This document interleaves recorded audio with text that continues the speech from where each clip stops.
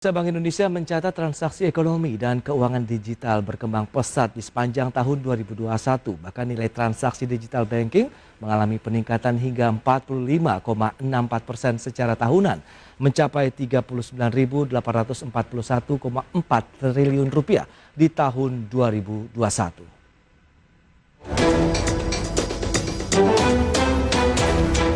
Bank Indonesia mencatat kinerja transaksi ekonomi dan keuangan digital di tanah air berkembang pesat di sepanjang tahun 2021. Hal ini seiring upaya perluasan dan kemudahan sistem pembayaran digital serta akselerasi digital banking yang telah dilakukan para pemangku kepentingan di sektor keuangan nasional. Selain itu juga didukung dengan meningkatnya akseptasi dan preferensi masyarakat dalam berbelanja secara online sebagai imbas dari meluasnya pandemi COVID-19 baik secara global maupun di dalam negeri. Gubernur Bank Indonesia Peri Warjio mengatakan uang elektronik tumbuh 49,06% secara tahunan di tahun 2021 sebesar 305,4 triliun rupiah. Dan diproyeksikan meningkat 17,13% hingga mencapai 357,7 triliun rupiah di tahun 2022. Kemudian nilai transaksi digital banking juga meningkat 45,64% menjadi 39.841,4 triliun rupiah. Dan diproyeksikan tumbuh 24,83% atau mencapai 49.733,8 triliun rupiah pada tahun ini. Selama tahun 2021, transaksi ekonomi dan keuangan digital perbankan, transaksi ekonomi dan keuangan digital berkembang pesat seiring meningkatnya akseptasi dan preferensi masyarakat dalam berbelanja secara daring, perluasan dan kemudahan sistem pembayaran digital, serta akselerasi digital banking. Nilai transaksi uang elektronik tumbuh tinggi 49,06% year on year, mencapai 305,4 triliun rupiah dan diproyeksikan akan meningkat 17,13% year on year hingga mencapai 357,7 triliun rupiah. Peri menambahkan menyikapi kondisi tersebut, Bank Indonesia akan terus melanjutkan digitalisasi pada sektor sistem pembayaran, termasuk digital banking sebagai upaya mendorong pemulihan ekonomi dan mempercepat pembentukan ekosistem ekonomi dan keuangan digital yang inklusif. Dari Jakarta, Tim Liputan, iDictional. Baik pemirsa, untuk membahas tema menarik kita hari ini, peluang dan tantangan industri bank digital di tahun 2022, kita sudah tersambung melalui Zoom bersama dengan Mas Edward Lewis. Beliau adalah senior analis dari PT Sukor Sekuritas. Selamat pagi, Mas Edward. Selamat pagi, Mas Pras. Ya, salam sehat, Mas. Sehat, Mas. Baik, terima kasih atas waktu yang disempatkan. Ini menarik kalau kita bicara mengenai industri perbankan, khususnya yang memiliki sekarang sudah ke arah digitalisasi. Dan kita tahu juga marak sekali muncul belakangan ini, khususnya di tahun 2021, bank-bank digital begitu. Bagaimana kalau kita review nih di tahun 2021 dan kondisinya hingga saat ini untuk perkembangan bank digital sendiri? Well, kalau kita ngomongin tren bank digital ya, saya rasa bisa kita lihat cukup jelas ya bahwa banyak sekali bank-bank konvensional, terutama bank-bank kecil, buku 1, buku 2 yang mulai bertransformasi menjadi bank digital. Pertama-tama kita tahu tahun lalu itu ada Bank Jago, Bank Neo Commerce ya mereka mulai dua bank ini bisa dibilang pioneer-nya ya. Mereka mulai beroperasi di bulan Maret atau April tahun lalu diikuti beberapa bank seperti Bank MNC yang berubah nama menjadi Motion Bank, lalu ada BCA yang launching Blue di bulan Juli, lalu ada C-Bank dan ada beberapa lain lah. Dan tahun ini juga masih ada banyak bank baru yang akan mulai beroperasi lagi seperti Bank Aladin Syariah, ya, mereka baru mulai launching soft launching aplikasi mereka, lalu ada Alobank yang juga mulai akan mengintroduksi mobile banking mereka mungkin di sekitar bulan Maret atau bulan April nanti. Jadi yang jelas adalah industri bank digital ini adalah industri yang masih sangat baru dan tentu pertumbuhannya juga akan cukup cepat ya dalam beberapa tahun ke depan. Tapi kalau kita lihat dari sisi faktor begitu, apa yang menjadi pemicu akhirnya bank-bank tadi yang buku 1, buku 2 akhirnya bertransformasi ini menjadi bank digital, Mas Edward? Ya, kalau menjadi daya tarik ya, kenapa banyak bank konvensional yang bertransformasi menjadi bank digital? Jawabannya cukup obvious menurut saya, karena yang pertama adalah masih banyak masyarakat yang di Indonesia yang belum memiliki akses ke layanan perbankan ya, terutama di segmen-segmen UMKM dan juga individu yang mungkin belum terlayani oleh bank konvensional besar. Oke. Ya. Jadi saat ini layanan bank konvensional itu hanya melayani sekitar 30-35% dari total masyarakat. Artinya masih ada sekitar 2/3 dari masyarakat itu yang belum terlayani oleh perbankan konvensional, atau istilahnya kalau di perbankan itu kita mengatakan adalah masyarakat yang unbanked dan juga underbanked. Ya. Oke. Unbanked itu adalah masyarakat yang sama sekali belum memiliki akses ke perbankan, ya, baik itu karena faktor lokasi atau faktor kemampuan ekonomi dan lain-lain. Lalu yang underbanked itu adalah masyarakat yang mungkin hanya memiliki akses yang limited, ya, yang terbatas ke sistem perbankan. Contoh mungkin mereka yang hanya punya rekening tabungan dan namun mereka belum qualified ya untuk mendapatkan pinjaman, baik itu seperti simpel aja seperti pinjaman kartu kredit, pinjaman modal kerja untuk bisnis UMKM, lalu pinjaman umum untuk konsumsi ya seperti KPR, kredit kendaraan bermotor dan lain-lain. Jadi itu faktor pertama yang menurut saya, jadi karena market share yang belum terlayani itu masih sangat besar, jadi ini membuat sektor digital banking ini sangat-sangat menarik. Lalu ada faktor lain yang menurut saya yang cukup membantu juga ya, yang seperti ekosistem digital yang di Indonesia yang saat ini berkembangnya cukup pesat, dan tentunya harus ada sistem perbankan digital juga yang bisa mensupport ekonomi digital ini. Nah, yang paling gampang itu kita lihat ada produk-produk seperti produk-produk keuangan digital ya yang sudah ditawarkan di baik itu platform e-commerce dan maupun platform ekonomi digital lain yang contohnya seperti mungkin PayLater, lalu ada kartu kredit virtual. Jadi itu adalah bagian dari sistem perbankan digital yang dibuat khusus untuk melayani ekonomi digital itu. Ya, jadi ekosistem digital yang ada harus didukung oleh dengan bank perbankan digitalnya. Jadi selain itu juga tentu karena ada ini ya pelayanan perbankan lewat jalur digital ini, ya biasanya biaya operasional itu jauh lebih murah dibandingkan dengan bank yang harus memiliki cabang. Nah, kebetulan di Indonesia itu juga kita cukup teranugerahi ya, karena dengan penetrasi smartphone yang tinggi dan juga populasi yang istilahnya internet savvy-nya juga cukup besar. Jadi bank digital ini bisa cepat adopsinya, diterimanya oleh pasar. Jadi mungkin itu faktor-faktor yang istilahnya memaksa bank untuk bertransformasi menjadi bank digital. Oke, sekarang bicara mengenai momentum. Kita tahu pandemi COVID-19 yang terjadi di tahun 2020, kemudian 2021. Ini apakah menjadi tantangan atau justru berkah tersendiri nih bagi perkembangan industri perbankan, khususnya bank-bank digital di tanah air? Data selengkapnya bisa Anda saksikan di layar televisi Anda terkait dengan kriteria dari bank digital sendiri. Ya, kita lihat ini model bisnis dengan penggunaan teknologi yang inovatif dan aman dalam melayani kebutuhan nasabah. Kemudian mampu mengelola model bisnis perbankan digital yang prudent, berkesinambungan, kemudian juga memiliki manajemen risiko yang memadai. Aspek tata kelola juga termasuk pemenuhan direksi yang mempunyai kompetensi di bidang teknologi informasi dan lainnya sesuai dengan ketentuan OJK mengenai penilaian kemampuan dan kepatutan bagi pihak utama lembaga jasa keuangan. Menjalankan perlindungan terhadap keamanan data nasabah, kemudian kontributif terhadap pengembangan ekosistem keuangan digital atau inklusi keuangan. Ini ada beberapa kriteria umum ya. Selanjutnya dari sisi jumlah pengguna aktif bank digital secara bulanan di tahun 2021 ini data dari Apple ini. Kita lihat Genius menempati posisi pertama 2,34 juta, kemudian Bank Neocommerce di posisi kedua 2,28 juta pengguna, Digibank 647.000 pengguna, TMRW 428.000 pengguna, kemudian WISE 137.000 pengguna. Ya, kita akan lanjutkan kembali perbincangan bersama dengan Edward Lewis, senior analis dari PT Sukor Sekuritas. Ya, Mas Edward, ini berdasarkan data yang disampaikan memang tadi kalau bicara lagi-lagi berarti momentumnya ya, memang penggunanya ini juga terus bertambah begitu di sepanjang tahun 2021.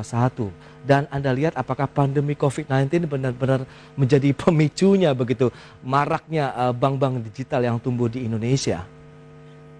Oke, pandemi ini tentu sangat membantu karena banyak aktivitas ekonomi yang tadinya harus dijalankan secara offline sekarang istilahnya dipaksa untuk dijalankan lewat ekosistem digital ya, karena ada pengetatan mobilitas fisik. Oke. Dan masyarakat juga ibaratnya dipaksa juga untuk beradaptasi ke ekonomi digital.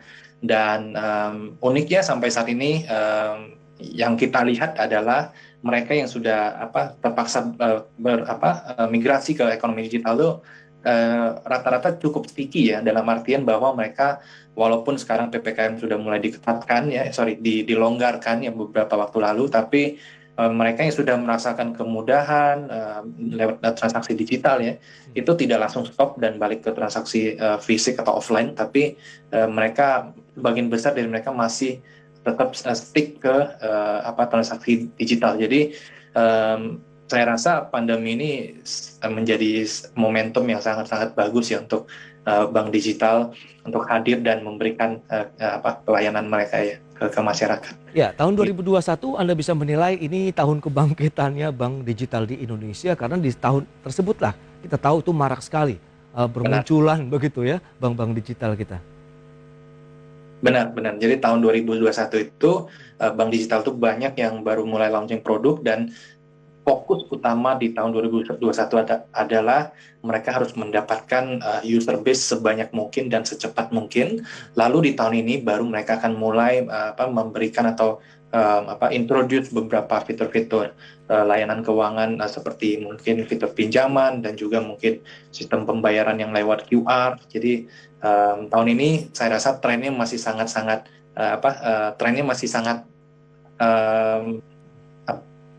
masih uptrend begitu ya kalau kita lihat dari pertumbuhannya masih akan sangat-sangat bagus karena banyak fitur yang baru yang akan diluncurkan. Dan ingat juga banyak bank digital yang akan announce juga akan rilis juga di tahun ini. Jadi masih sangat menarik. Berarti bisa dikatakan momentumnya masih akan berlanjut juga di tahun ini. Benar. Jadi tahun ini banyak digital bank yang baru mulai bertarung ya. Dan yang harus kita pantau adalah seberapa cepat bank digital ini bisa menawarkan produk-produk pinjaman dan seberapa besar adopsi dari masyarakat atas produk pinjaman tersebut. Karena ingat, pendapatan utama bank digital itu adalah dari pendapatan bunga. Yang bank digital itu tidak bisa berharap lagi dengan pendapatan fee-based income ya, yang tadinya kalau bank konvensional kan masih ada beberapa yang mengharapkan fee-based income.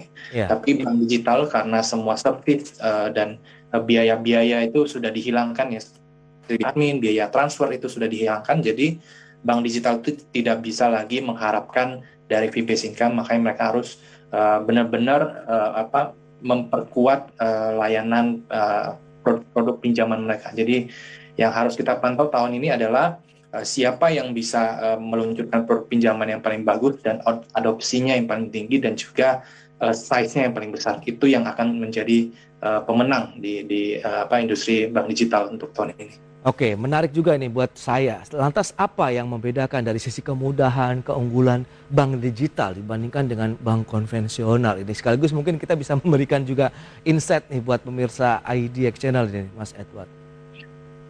Oke, soal keunggulan pasti cukup banyak ya. Dimulai dari biaya-biaya yang tadinya kita sampaikan dihilangkan ya, seperti biaya admin, biaya transfer, biaya kartu, kalau kartu fisik ya, kartu ATM, kartu kredit ya, kalaupun ada. Lalu yang kedua adalah bunga simpanan yang ditawarkan oleh bank digital itu rata-rata jauh lebih tinggi dibandingkan bank konvensional. Jadi dua hal ini aja menurut saya udah sangat menarik ya untuk menjadi daya tarik untuk masyarakat beralih ke bank digital. Nah, mungkin pertanyaannya adalah apakah bisnis model yang seperti ini yang tidak ada fee dan juga bunga simpanan yang ditawarkan ke masyarakat juga tinggi, apakah bisnis model seperti ini bisa sustainable? Itu yang mungkin menjadi pertanyaan ya di masyarakat. Menurut saya bisnis model yang saat ini ya, saya rasa masih sangat visible. Kenapa? Karena dari sisi bank ya, bank digital ya, juga beban-beban atau biaya-biaya operasional mereka itu seperti biaya untuk pembukaan cabang, pemeliharaan jaringan ATM, dan juga mungkin beban-beban personel itu juga akan turun signifikan. Jadi dengan biaya operasional yang lebih rendah, maka bank digital ini bisa beroperasi tanpa harus mengandalkan tadi fee-based income dan juga efisiensi biaya operasional yang rendah itu tadi bisa dikembalikan ke nasabah dalam bentuk bunga simpanan yang tinggi. Jadi it's a win-win solution menurut saya, dan untuk kedua belah pihak ya. Dan ya menurut saya gratis biaya admin dan juga bunga simpanan yang tinggi di bank digital itu menurut saya masih akan berlanjut terus ke depannya. Kita lanjutkan kembali perbincangan bersama dengan Edward Lewis, senior analis dari PT Sukor Sekuritas. Ya, Mas Edward, bicara mengenai kinerja, Anda katakan kan kemarin juga tahun 2021 menjadi tahun mekarnya begitu ya, industri perbankan khususnya bank digital. Lantas bagaimana? Apakah masih ada yang mungkin masih tertatih-tatih, masih mengalami kerugian dari sisi kinerja, dan lantas strategi lah lebih kepada apa yang harus dilakukan supaya mereka juga bisa bertahan dan bisa bertumbuh lagi? Silakan. Oke, saya rasa hampir rata-rata semua bank digital ya, yang saat ini sudah beroperasi itu masih membukukan kerugian, dan menurut saya ini sangat-sangat wajar ya, karena untuk sebagai bisnis baru ya yang mulai beroperasi, maka akan sangat wajar apabila bank digital ini masih membukukan kerugian, karena di tahap awal itu banyak sekali biaya-biaya yang harus dikeluarkan ya, seperti startup cost-nya untuk membangun sistem core banking digital, lalu acquisition cost untuk menarik nasabah, dan juga tentunya untuk mempertahankan nasabah itu untuk biar tetap bertransaksi di bank digital itu, dan juga banyak biaya-biaya operasional lain seperti promosi, merekrut karyawan, dan lain-lain. Jadi biayanya cukup tinggi, sedangkan dari sisi penghasilan itu belum ada ya, karena seperti yang kita bahas tadi, bank digital itu belum mulai menyalurkan kredit. Kalaupun ada, size-nya masih sangat kecil. Jadi penghasilan dari pendapatan bunga itu masih sangat kecil, sedangkan biaya yang dikeluarkan itu sangat tinggi. Jadi itulah kenapa menjadi alasan kenapa banyak bank digital itu yang masih mengalami kerugian. Oke, next strateginya lantas bagaimana menghadapi tantangan ini? Benar. Nah, kalau kita lihat perkembangan ya bank digital di luar negeri ya, rata-rata bank digital itu akan mulai mencetak laba itu di tahun kedua atau tahun ketiga mereka beroperasi. Ya, bank digital di Indonesia itu umurnya masih sangat muda, masih baru operasi sekitar 1 tahun. Tahun ini tahun yang kedua. Jadi yang perlu diperhatikan mungkin oleh investor atau oleh pasar adalah sehebat apa bank digital ini bisa memasarkan produk pinjaman mereka agar bisa mendapatkan penghasilan bunga. Ya.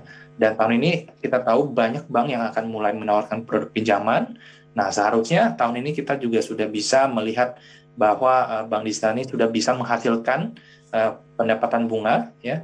Namun menurut saya kemungkinan besarnya adalah kerugian yang dibukukan oleh bank digital ini masih akan tetap ada, tapi akan mengecil, ya. Jadi tahun ini kinerja keuangan akan lebih membaik daripada tahun lalu. Namun secara overall mungkin kita bisa expect bahwa bank digital ini masih akan membukukan kerugian, namun kerugiannya akan mengecil karena bank ini sudah bisa mulai mendapatkan pendapatan bunga, ya. Dan mungkin kita bisa expect bahwa mereka akan mulai bisa break even atau membukukan laba mulai di tahun 2023 ya, atau tahun ketiga mereka beroperasi, sama dengan peers yang lain di regional juga. Baik, tapi menyikapi kondisi seperti ini lantas bagaimana kalau kita lihat kompetisinya akhirnya dengan bank konvensional begitu? Apakah bisa seiring sejalan nanti akhirnya begitu, atau justru ada kompetisi yang semakin ketat? Kalau kompetisi dengan bank konvensional, saya rasa jawabannya cukup jelas, tidak ada kompetisi, karena ini menurut saya ya, ini misconception yang sering terjadi di pasar, bahwa karena begini, bank digital itu seharusnya tidak berkompetisi dengan bank konvensional. Karena pangsa pasarnya juga berbeda ya.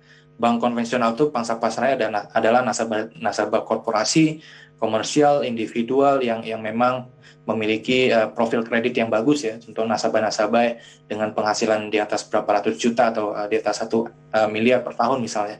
Sedangkan bank digital ya, seperti yang kita bahas di awal tadi, mereka akan fokus ke nasabah yang belum terlayani oleh sistem perbankan konvensional.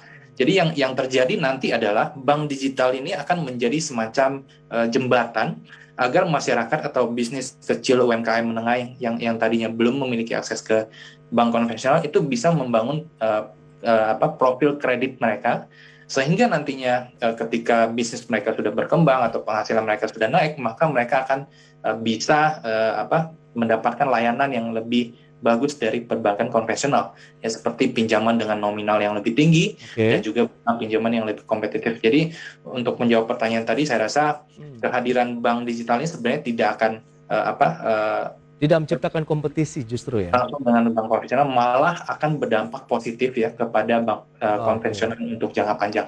Nah, di era digital seperti saat ini, apakah akhirnya menjadi keniscayaan juga ini bank-bank konvensional akhirnya beralih ke bank digital begitu?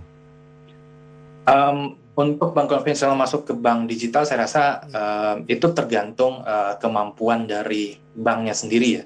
Ada beberapa hal yang harus diperhatikan sebelum bank konvensional itu masuk dan bersaing di industri bank digital. Yang pertama, kita harus lihat dari sisi permodalannya, sanggup atau tidak kan. Kita tahu bank digital itu kan cukup biayanya cukup besar ya. Jadi kalau permodalan tidak cukup kuat, maka saya rasa bank konvensional tidak akan sanggup bertarung di industri bank digital.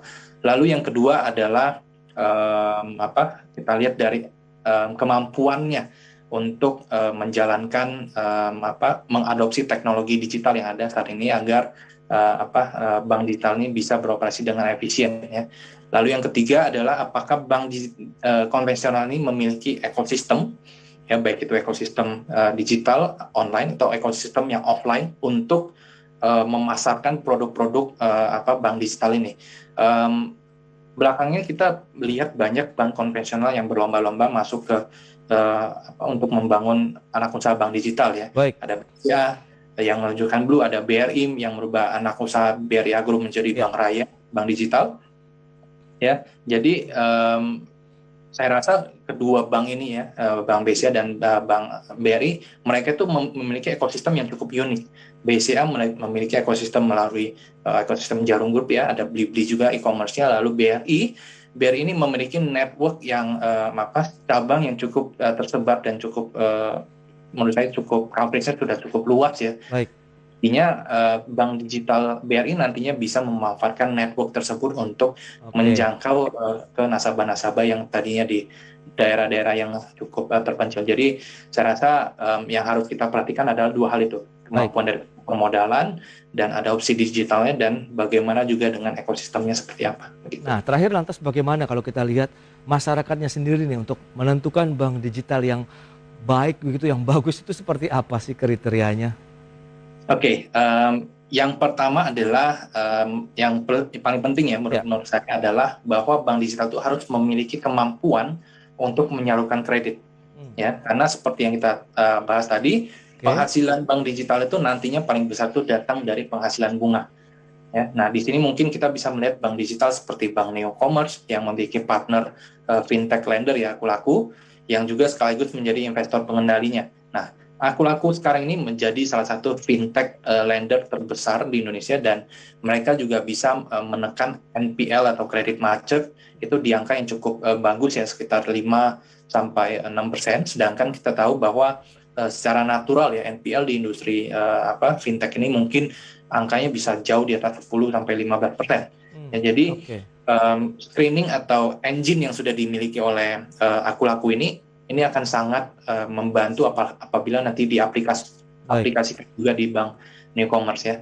Jadi yang paling penting yang dilihat adalah kemampuan untuk menyalurkan kredit dan seberapa bagus mereka bisa manage resiko aset tersebut. Itu dia, berarti dari sisi penyaluran kredit dan manajemen risiko ya, dari manajemennya. Baik, Mas Edward, terima kasih banyak atas sharingnya nih terkait dengan perkembangan bank-bank digital di Indonesia yang semakin menjamur, apalagi tahun 2022 ini Anda sebutkan bahwa masih ada lagi momentumnya untuk bangkit kembali. Terima kasih banyak, selamat melanjutkan aktivitas Anda kembali dan salam sehat Mas Edward.